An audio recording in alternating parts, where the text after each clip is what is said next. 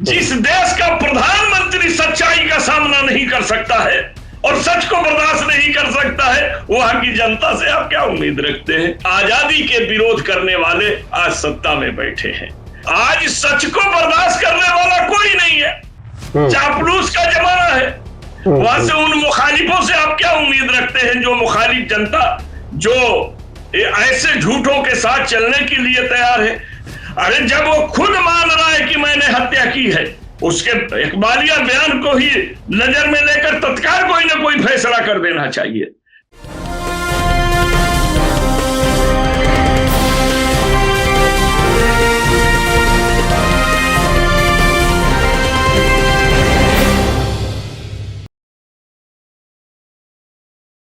Hello, नमस्कार, आदाब, सत श्री अकाल और अस्सलाम वालेकुम। मैं हूं मोहम्मद अहमद काज़मी, लेकर आया हूं आपका पसंदीदा कार्यक्रम आपके रूबरू। इस कार्यक्रम में हम आपको कुछ जानकार लोगों से मिलवाते हैं और कुछ वो उन खबरों की गहराई तक जाने की कोशिश करते हैं जो आपको वो इंफॉर्मेशन नहीं मिल पाती। आजकल तो गोदी मीडिया का जमाना है और एक खास पार्टी को सपोर्ट करने का जमाना है, तो मीडिया से, मेन स्ट्रीम मीडिया से बहुत कुछ उम्मीद करना मैं समझता हूँ अब वो उम्मीद खत्म हो चुकी है। बहुत ही कम ऐसे अखबार या टेलीविजन चैनल रह गए जो अब भी अपना पत्रकारिता की जिम्मेदारी पूरी कर रहे हैं।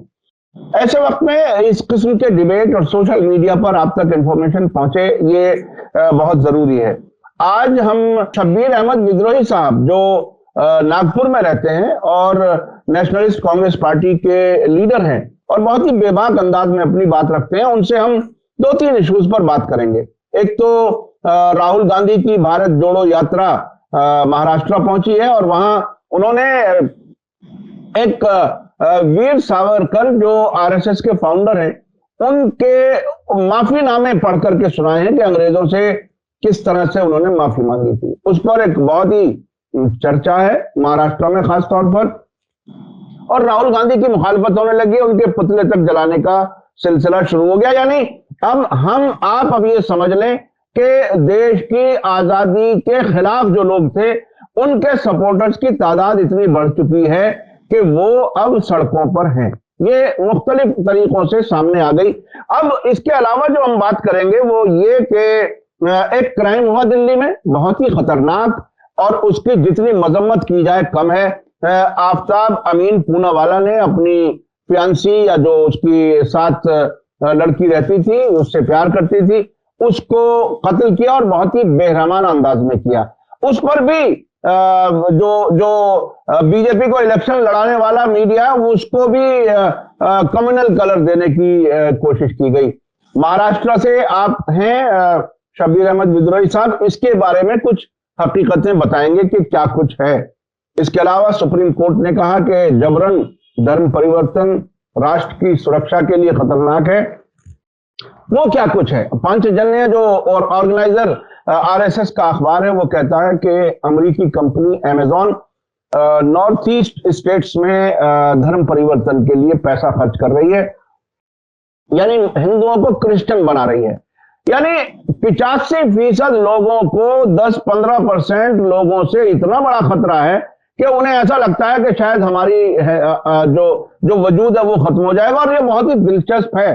ये कैंपेन ही हो सकती है कि 15% या 17% लोगों से 80% से ऊपर लोगों को डराया जा सके। ये एक अपने आप में बहुत बड़ा खेल है। शब्बीर अहमद विद्रोही साहब, वेलकम है आपका। मीडिया स्टार वर्ल्ड को आपने वक्त दिया। आप ये बताइए कि ये राहुल गांधी ने क्या कुछ कहा और उसके बाद क्या रिएक्शन है, क्योंकि ये यात्रा बहुत ही गैर मामूली किस्म की है और हम तो कम से कम पिछले 40 साल की जर्नलिज्म में पहली बार ऐसा देख रहे हैं कि एक लीडर कन्याकुमारी से चला और श्रीनगर तक वो पैदल जाना चाहता है और वो मुसलसल अब तक पैदल तकरीबन मैं समझता हूं कि 1500 किलोमीटर के आसपास वो चल चुके हैं।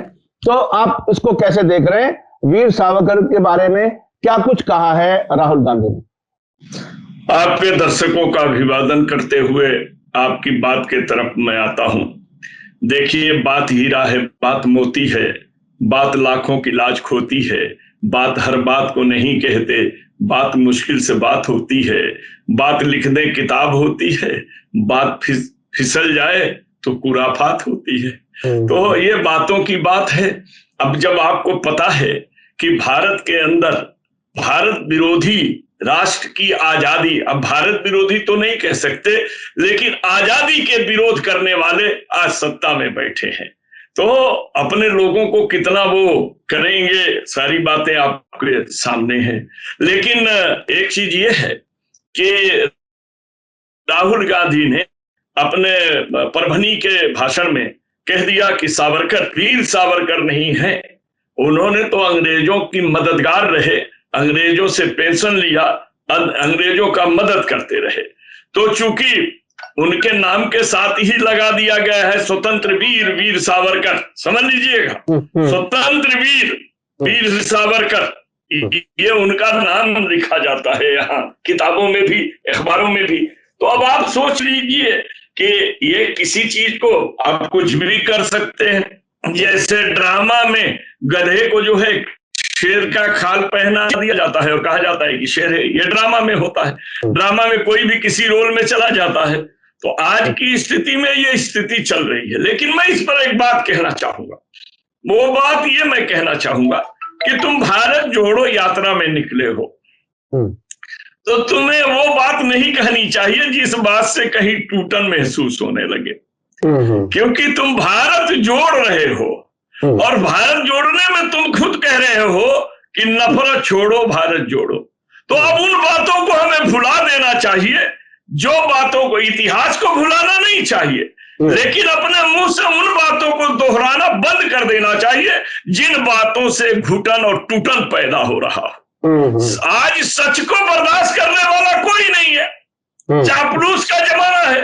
जिस देश का प्रधानमंत्री सच्चाई का सामना नहीं कर सकता है और सच को बर्दाश्त नहीं कर सकता है, वहां की जनता से आप क्या उम्मीद रखते हैं? वहां से उन मुखालिफों से आप क्या उम्मीद रखते हैं? जो मुखालिफ जनता जो ऐसे झूठों के साथ चलने के लिए तैयार है, जिस सरकार की बुनियाद ही झूठे आश्वासनों पर बनी हुई हो, जो सरकार केवल झूठ का साथ दे रहा हो, लूट का साथ दे रहा हो, ऐसी सरकार के रहते हुए सच्चाई को तस्लीम करने को कौन तैयार है? जब कोई सच्चाई को तस्लीम करने को तैयार नहीं है, मानने को तैयार नहीं है, तो काजमी साहब हमें ये बात भारत जोड़ो यात्रा में कहने की आवश्यकता क्या है?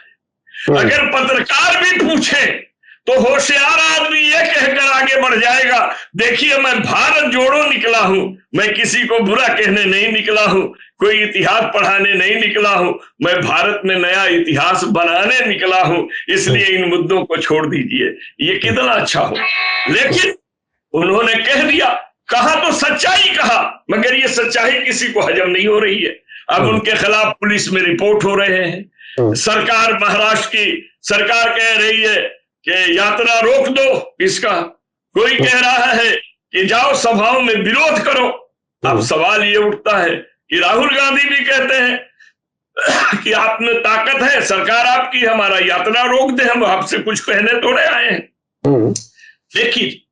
देखिए वक्त के साथ जो चलता है वही वक्त को बदलता है। आपको पता होगा कि बदलने के लिए अगर घर के अंदर हम जाएंगे तब घर की हालात को बदलेंगे, और घर के अंदर जाने के दरवाजे के चौकीदार से झगड़ा कर लेंगे तो घर के अंदर जाने ही नहीं देगा।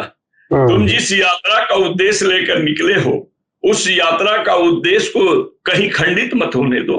तुम लेके निकले हो नफरत छोड़ो भारत जोड़ो, तो वो बातें हमें नहीं कहनी चाहिए जो इस देश के अंदर सत्ता पर बैठे हुए लोगों को तीर की तरह से चुभ जाती हो, जो सच्चाई जाकर उनके हलक में अटक जाती हो, उसे बंद तो कर दो। तुम कितना भी सबूत दिखाओ, तुम्हारे सबूत से क्या होगा? सवाल यह है कि मानसिकता जब बदलनी है, देखिए लोग कहते हैं और हम भी कहते हैं कि हम तो दिल को बदलना चाहते हैं, आवाज बदल कर क्या होगा? हम तख्त बदलना चाहते हैं, ये ताज बदल कर क्या होगा? हम गीत बदलना चाहते हैं, ये साज बदल कर क्या होगा? जब दिल न बदले आवाज बदल कर क्या होगा? तो दिल नहीं बदले तो आवाज बदलने से कोई फायदा नहीं है। इसलिए सच्चाई है तुम्हारी बातों में, वो बात अलग है, लेकिन तुम भारत जोड़े निकले हो, तो इसलिए इन ऐसे शब्दों का प्रयोग मत करो जो किसी को सच होने के बावजूद भी जाकर चुभने का काम करे। ये सत्य तब कहो जब राजनीतिक मंच पर रहो, क्योंकि तुमने साफ कहा था कि ये राजनीतिक यात्रा नहीं है, हम भारत जोड़ो यात्रा पर निकले हैं। और यही कारण है कि बाकी पार्टियां ने भी आपका समर्थन किया है, आपके साथ जोड़े हैं। तो शब्बीर साहब, ये बताइए कि महाराष्ट्र में और सियासी पार्टियों का क्या रिएक्शन है, किस तरह से राहुल गांधी के बयान को पर रिएक्शन आ रहा है? देखिए, रिएक्शन तो जानते हैं होगा।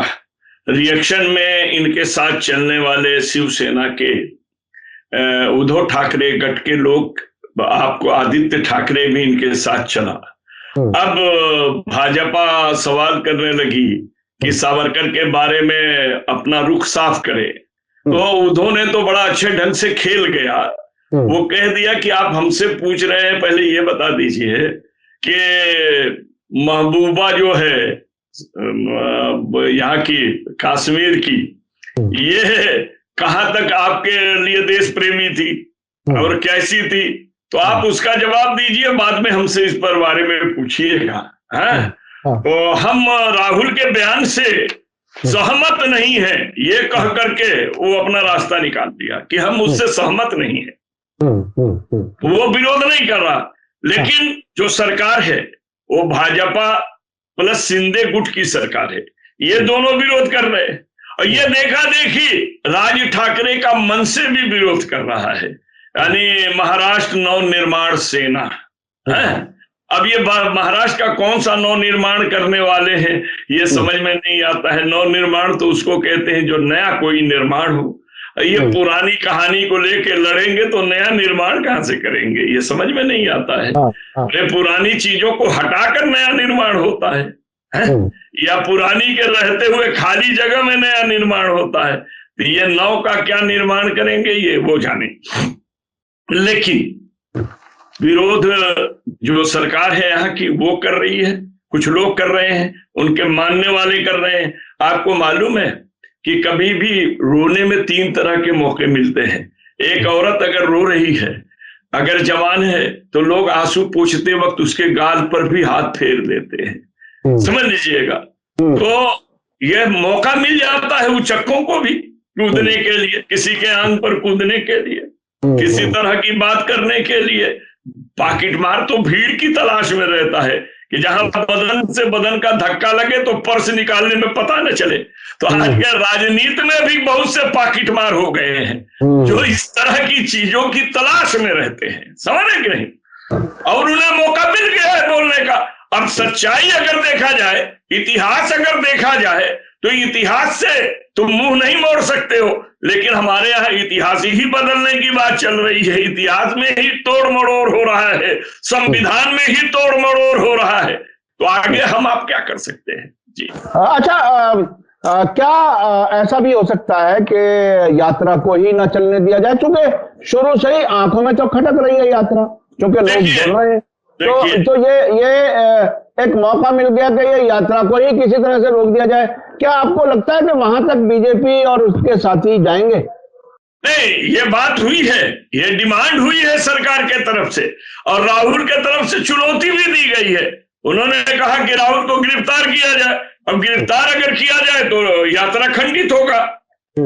लेकिन देखिए, तो राहुल ने भी कहा है कि आपको जो करना है कीजिए, अगर आप यात्रा रोक सकते हैं तो रोक के बताइए। अब यहाँ दोनों चीज है, यात्रा रोकते हैं, आपको मालूम है पानी अगर धार से बह रहा हो और उसमें कोई रुकावट डालिए तो और उछलेगा।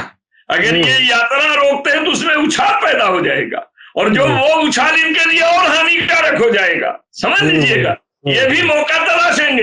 देखो, हम किसी यात्रा के विरोधी नहीं थे, वरना इसके खिलाफ गुनाह दर्ज होने के बावजूद भी हमने गिरफ्तार नहीं किया। इनको भी ये कहने का मौका मिल जाएगा। जी शब्बीर साहब, एक और महाराष्ट्र से एक और इशू है जो दिल्ली में सियासत में भी और समाजी तौर पर भी काफी बेचैन किए हुए है, और उसमें बेचैनी में और इजाफा किया है कुछ मीडिया ने। वो ये है कि आफ्ताब अमीन पूनावाला, जिसने एक बहुत बड़ा क्राइम किया है, वो महाराष्ट्र से है, और श्रद्धा जो लड़की उसके साथ थी, जिसके साथ वो जुल्म हुआ है, वो भी महाराष्ट्र से थी। उसके बारे में क्या कुछ जानकारी है, क्या है? महाराष्ट्र से अगर मैं मालूम करना चाहूं तो उसके बारे में क्या इंफॉर्मेशन है? देखिए, वो बच्ची जो थी पालघर की रहने वाली थी, और दोनों लड़के कॉल सेंटर में, यानी लड़का और लड़की, या उसका नाम लेना तक पसंद नहीं मैं कर रहा हूं कि इतना घिनौना उसने काम किया है कि उसकी जितनी भर्त्सना की जाए वो कम है। बल्कि मेरा चले तो मैं ये जुमला कह सकता हूं कि अगर अदालतें, उसने तो मौत देने के बाद 35 टुकड़ा किया है, तो अगर इबरत देना है तो इसको जिंदे में 35 टुकड़े किए जाए, ताकि वो टुकड़े करते करते इसकी दम निकले, क्योंकि इसने इतना घिनौना काम किया है। और सवाल ये उठता है, मीडिया उससे घिनौना काम कर रही है, लोगों में नफरत फैलाने का काम कर रही है।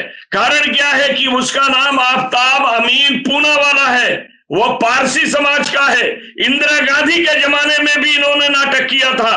फिरोज गांधी को जो है, वो भी आपको पता होगा कि वो भी दूसरा था, पारसी था, वो मुसलमान नहीं था। उस समय भी इस तरह का नाटक खेला जाता है। बहुत से नाम ऐसे होते हैं जो मुसलमान में और हिंदू में भी होते हैं, मगर उसको भी, जैसे समीर, समीर नाम हिंदू में भी है, मुसलमान में भी है, लेकिन आप पूरा नाम दीजिए, पूरी जाति। पहली बात यह है कि हैवानों का, शैतानों का, बदमाशों का कोई मजहब नहीं होता, कोई जाति नहीं होती।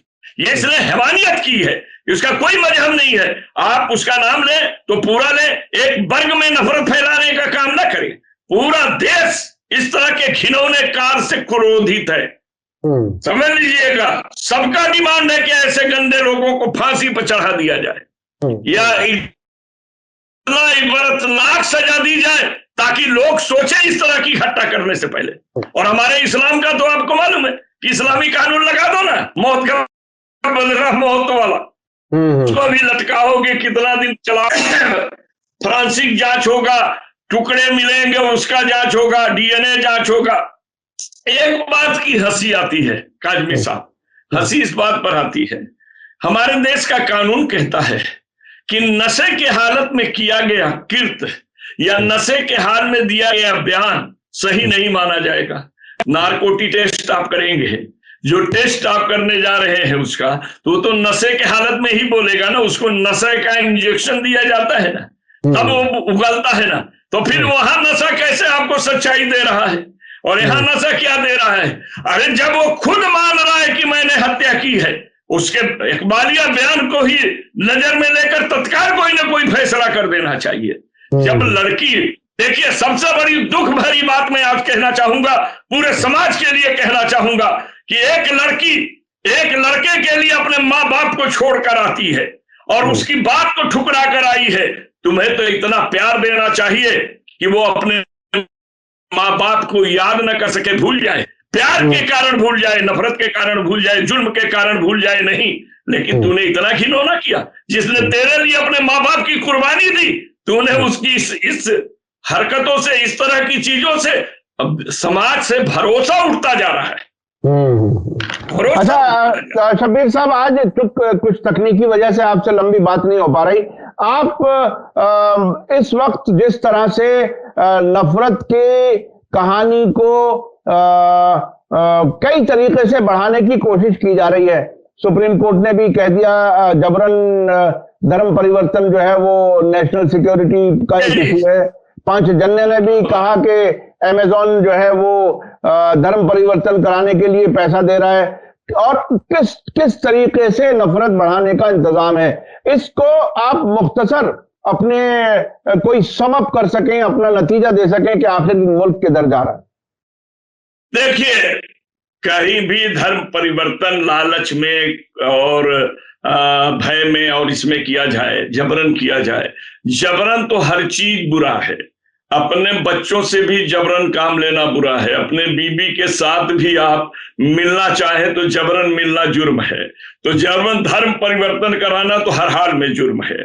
परिवर्तन मन का होता है, मन से दिमाग का होता है, दिमाग और दिल जब मिलते हैं तो हम अपना राह बदलते हैं, चाहे जीवन का राह हो चाहे का राह हो। सबको एक ही चीज जानता हूं कि धर्म बदलने के बजाय कुकर्म से अपने आप को दूर रखो, मन वहदानियत लाओ, इंसान से इंसान जैसे प्यार करना सीखो। इससे बड़ा कोई दूसरा मजहब नहीं होता। मजहब यही सिखाता है कि आदमी आदमी से मोहब्बत करे, इंसाफ करे, अदल इंसाफ में रहे और एक ब्रह्म दूजे नास्त पर चले, वहदहु ला शरीक को मान ले। मजहब क्या है? महजब है। धर्म क्या है? कुकर्म से रोकता है। इसके तरफ आप चलिए। ये जबरन करने का नहीं है। अदालत ने भी कहा है, आपको मालूम है, सुप्रीम कोर्ट ने भी कहा है कि जबरन धर्म परिवर्तन देश के लिए खतरनाक है। जबरन हर काम देश के लिए खतरनाक है। जबरन गाय के गोश्त का अपराध बता करके आदमी को मारा जा सकता है, बाद में वो बकरे का गोश्त निकलता है। कहीं इस तरह का किया तो जुर्म, जबर तो जबर है, दबाव तो दबाव है। इससे नहीं होता है। देखिए, कोई भी चीज हो, स्वच्छता से हो, प्रेम से हो, भाव से हो और उसमें मानवता झलकता हो, दिखाई देता हो। देखिए, 5 चीजें अगर हम में है तो हम बहुत सही ढंग से चलेंगे।